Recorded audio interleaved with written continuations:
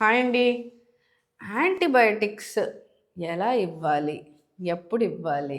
ఎందుకు ఇవ్వాలి? దీని గురించి కొన్ని సంగతులు చెప్పాలనుకుంటున్నానండి.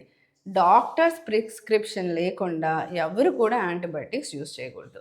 ఒకవేళ డాక్టర్‌కి చూపిచ్చాక యాంటీబయాటిక్ రాస్తే చాలామందికి అసలు ఎలా ఇవ్వాలో కూడా తెలీదు. అండ్ ఎక్కడ పెట్టాలో కూడా తెలీదు.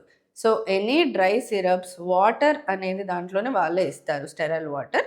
సో, మీరు ఒకసారి మిక్స్ చేశాక దాన్ని కంపల్సరీ ఫ్రిడ్జ్‌లో పెట్టాలి. ఫ్రిడ్జ్‌లో ఎక్కడ మన హ్యాండ్ అంటే ఓపెన్ చేసే ఫ్రిడ్జ్ డోర్‌కి కూడా పెట్టొచ్చు. లేదు అనంటే మనం ఎనీ ఆఫ్ ది కంపార్ట్మెంట్‌లో స్టోర్ చేసుకోవచ్చు. ఫ్రీజ్ మాత్రం డెఫినెట్‌లీ చేయకూడదు. సో, ఈ యాంటీబయాటిక్ ఒక్కసారి ఓపెన్ చేశాక వితిన్ 7 డేస్ యూజ్ చేయాలి. ఒకవేళ యూజ్ చేయకపోతే కనుక డిస్కార్డ్ చేసేసేయాలి.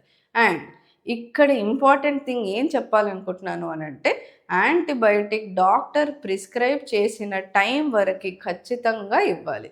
అది 3 డేసా, 5 డేసా, 7 డేసా, 10 డేసా, 14 డేసా అని మేము బేబీ కండిషన్ బట్టి ఆర్ పేషెంట్ కండిషన్ బట్టి నిర్ధారించడం అనేది జరుగుద్ది.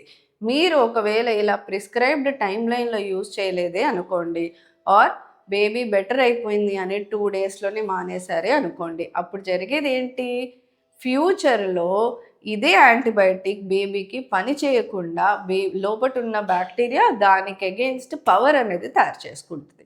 సో, డెఫినెట్లీ డాక్టర్ చెప్పినట్టు వినండి. యాంటీబయాటిక్ ఇస్తే గనక కరెక్ట్‌గా వేయడం అనేది తెలుసుకోండి. డోసు కూడా అంటే ఎంతెయ్యాలి అనేది మీ డాక్టర్ ప్రిస్క్రైబ్ చేసినంతనే వేయాలి. And within half an hour గనక పిల్లలు వామిటింగ్ చేస్తే మళ్ళీ రిపీట్ చేసుకోవచ్చు.